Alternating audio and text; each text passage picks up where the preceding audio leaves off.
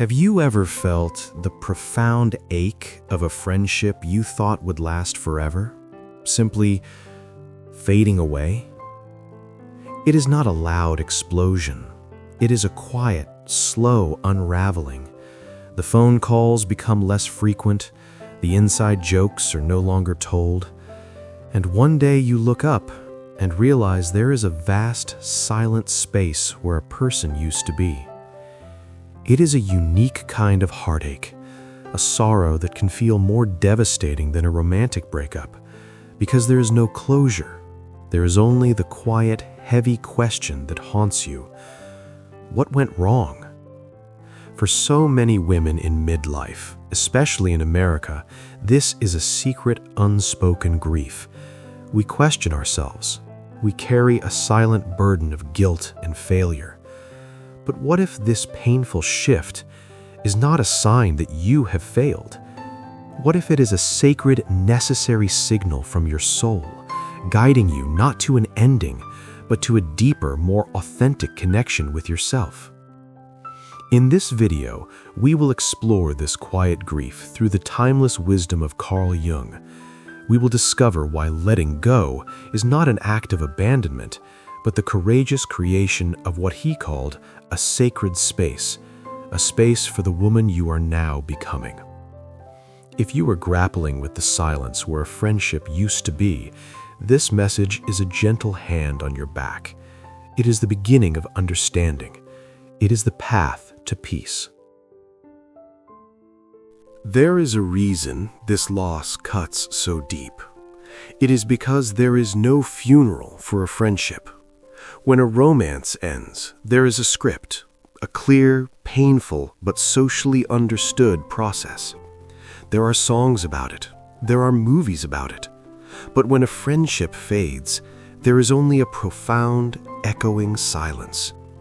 It is a ghost in your phone, a name you no longer call, an echo in your text messages of conversations that used to last for hours.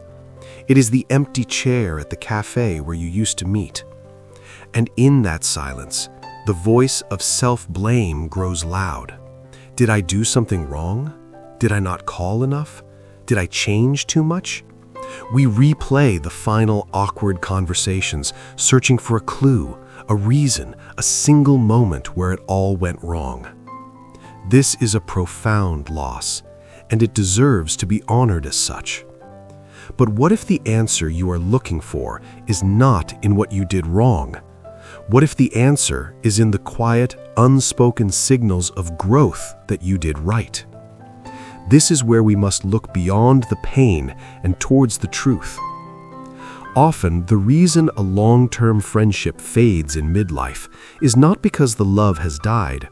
It is because one or both of you have outgrown the container the friendship was built in. Think of it like this. Some friendships are harbor boats. They are built to keep us safe and close to a familiar shore. They are beautiful and necessary for a season. Other friendships are ocean liners. They are built for the long, deep, transformative journeys across the vast, unknown seas. There is no failure when a harbor boat cannot make an ocean crossing. It was simply not built for that journey. Its purpose was different, and its purpose was beautiful. This is what Jungian psychology calls the growth gap. As you journey through midlife, as you begin to shed your old personas, reclaim your golden shadow, and listen to your inner compass, you are fundamentally changing. You are becoming more yourself. Your values deepen. Your priorities shift. Your tolerance for inauthenticity becomes smaller. And this creates a subtle, powerful shift in your relational energy. The signals are often quiet at first. The first signal is a shift in conversational depth. The long, soul-bearing talks about dreams and fears are replaced by surface-level updates about work and family. The connection feels hollow. The second signal is the feeling of effort. Getting together no longer feels like coming home. It feels like an obligation, a performance. You find yourself feeling drained after you meet instead of energized. And the third most painful signal is the resonance gap. You share a passionate story about a new insight you've had or a new direction you're exploring, and it is met with a polite but empty smile. They do not understand, not because they do not care, but because they are on a different frequency now. Their world and your inner world no longer speak the same language. When you begin to notice these signals, it is natural to feel a sense of grief and even guilt. It can feel like a quiet betrayal to admit to yourself that a connection that once nourished you no longer fits. But this is not a betrayal. It is a biological imperative of the soul. A plant cannot stop itself from growing towards the sun, even if it means growing out of its original pot. You cannot stop yourself from evolving. These painful signals are not a judgment on your friend, and they are not a judgment on you. They are a direction. They are your inner compass, gently and sometimes painfully pointing you towards a new truth. The truth that the person you are becoming requires a different kind of soil to grow in, a different kind of space, a sacred space. And understanding how to consciously create this space is the key to moving through this grief with grace and self-compassion. That is where the wisdom of Carl Jung becomes our guide. So, your inner compass is pointing you towards a new truth, a truth that the person you are becoming requires a different kind of space, a sacred space. But what is this space? And how can an idea so abstract possibly heal a pain so real? This is where the profound wisdom of Carl Jung becomes our guide. He understood that the most important journey of midlife, the journey of individuation, the journey of becoming whole, requires a container, an inner sanctuary, a place where you can finally meet yourself, away from the noise of the world's expectations. This sacred space is not a physical place you go to. It is a state of being you cultivate within. It is a walled garden of the soul. And it is here that we must make the most crucial distinction of all, the distinction between loneliness and sacred solitude. Loneliness is a painful lack. It is the feeling of being left out, of being unwanted. It is a passive state. It happens to you. Sacred solitude, however, is a powerful choice. It is the act of consciously withdrawing your energy from the outer world to reinvest it in your inner world. It is not about being alone because no one wants you. It is about being alone because you finally want yourself. So, how do we begin to feel this space? Let us try a small experiment together, right now. Wherever you are, I invite you to gently close your eyes. Take one slow, deep breath, in and out. Now, imagine a room inside of you. It can be any kind of room, a cozy library, a quiet art studio, an empty, sunlit cathedral. This is your room. No one else can enter without your permission. Notice the quality of the silence here. It is not an empty silence. It is a peaceful, potential-filled silence. This feeling, right here, is the first echo of your sacred space. You can open your eyes now. This is the sanctuary Jung spoke of. It has been here all along, waiting for you. The fading of an old friendship, as painful as it is, often the universe's way of clearing out an old, cluttered room to make space for this new sacred one. Jung taught that the privilege of a lifetime is to become who you truly are.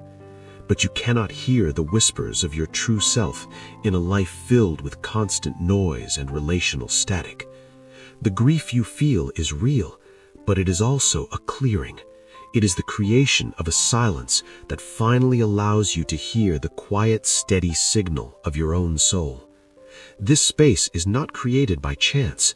It is protected by boundaries. For so long, as women, we have been taught that boundaries are walls to keep people out, that they are selfish. But from a Jungian perspective, a boundary is not a wall. It is the gate to your sacred garden, and you are the gatekeeper. It is not about pushing the world away in anger. It is about discerning with love what energy you will allow into your inner world. A no to a draining social invitation is a powerful yes to the peace of your sacred space. Letting a conversation end when it feels inauthentic is an act of honoring your inner truth. Letting a friendship fade when it no longer resonates with the person you are becoming is a profound act of self-love. It's acknowledging that your energy is a finite, precious resource, and you are choosing to no longer offer it to connections that leave you feeling depleted. This is not easy. It requires courage. It requires you to endure the discomfort of being misunderstood. But the reward is a profound sense of inner peace and solidity.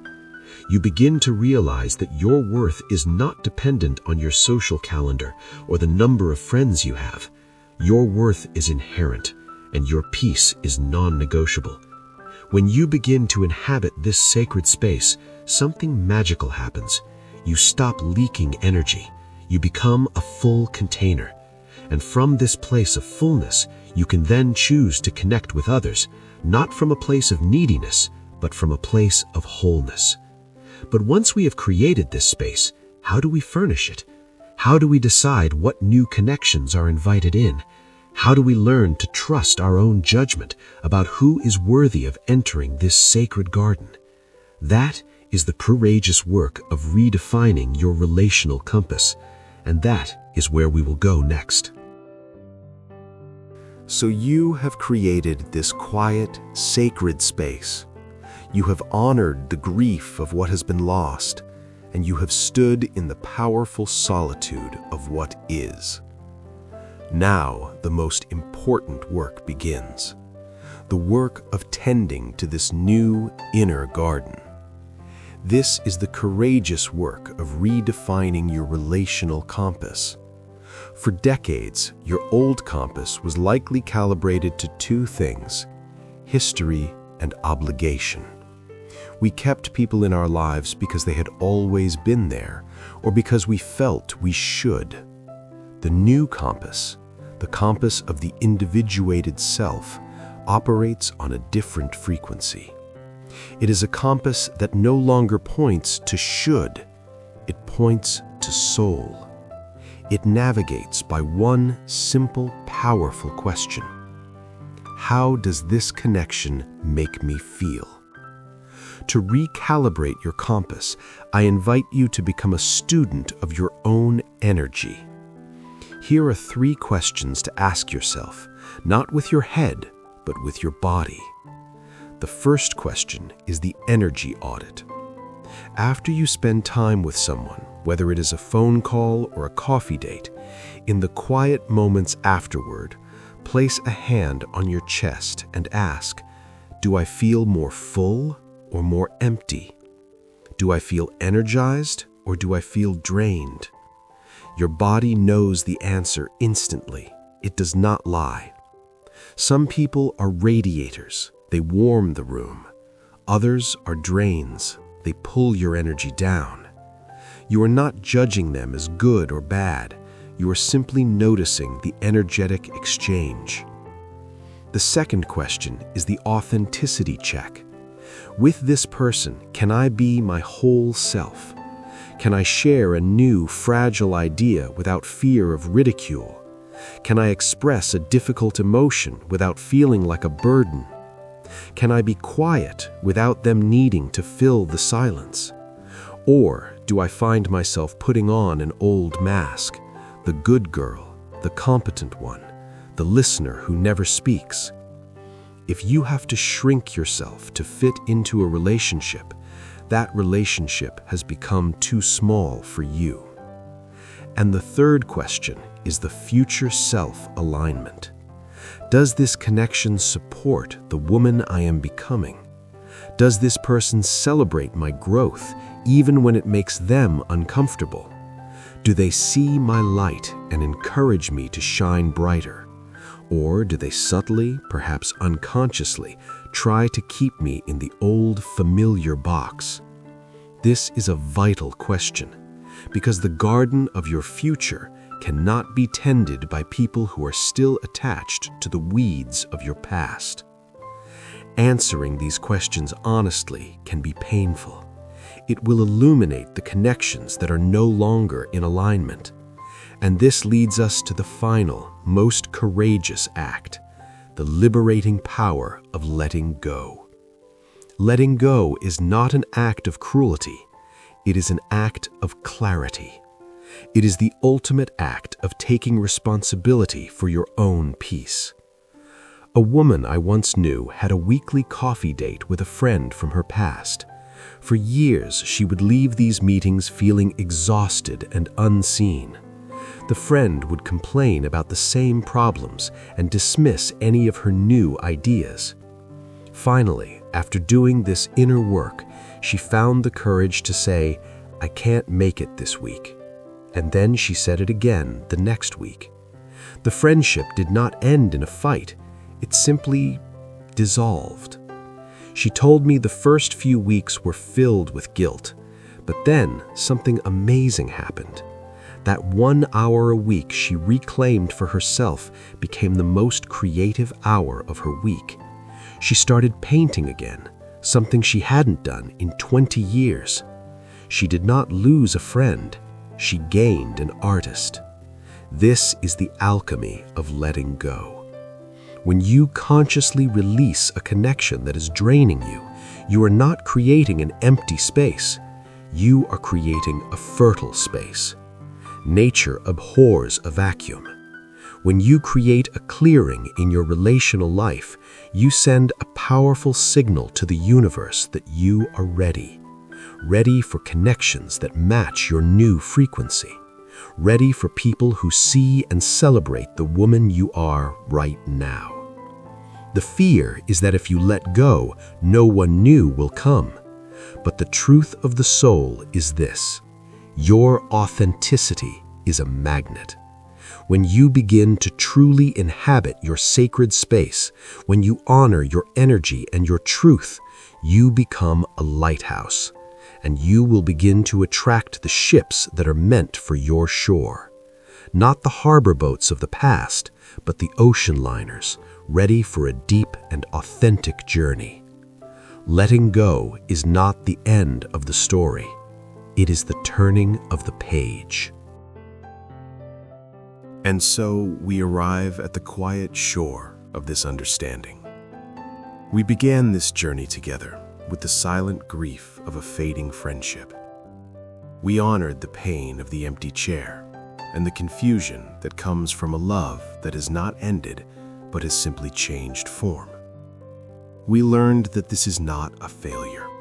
It is a profound and often painful signal of growth, a sacred signal from a soul that is evolving. We discovered the difference between loneliness and sacred solitude, and we took the first steps to create a sanctuary within, a sacred space. And finally, we learned to recalibrate our compass, to navigate our relationships not by obligation, but by soul. And we found the liberating power that comes from a courageous, conscious act of letting go. This is the journey, from feeling left behind to choosing to stand in your own sacred ground, from clinging to the past to creating fertile space for a more authentic future, from a life defined by who you were with to a life guided by who you are. Please know this: the path of authenticity will sometimes be a solitary one. There will be moments when you miss the familiar comfort of the past. There will be days when the quiet of your sacred space feels less like peace and more like emptiness. That is okay. That is part of the clearing. The goal is not to never feel grief. The goal is to understand its sacred purpose.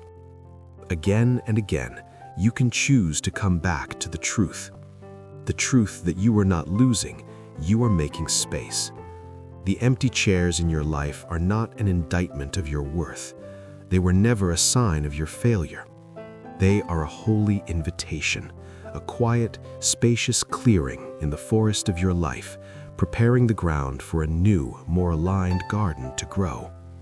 You are not broken. You are simply honoring your own becoming, one sacred boundary at a time. If this message has touched a place of grief or recognition within you, I invite you to join this quiet community of gardeners. In the comments below, I invite you to share one beautiful lesson that a past or present friendship has taught you. It does not matter if that friendship is still in your life. Let us honor the love that was shared, even as we navigate the courage to change. Your story is a seed of compassion for someone else walking this path. And as you begin to tend to this new sacred space within you, I want to prepare you for the next voice that often arises in the quiet. After you have cleared away the external noise, sometimes an internal one grows louder. The relentless, powerful voice of your own inner critic. If you wish to continue this journey, I invite you to watch my next video, where we will discover the profound Jungian truth about how to befriend this inner adversary after 50. In that video, you will find the tools to transform this source of fatigue and self-doubt into your most unexpected and powerful ally on the path to wholeness. Thank you for sharing this sacred, quiet space with me. Be gentle with your heart. It is making room.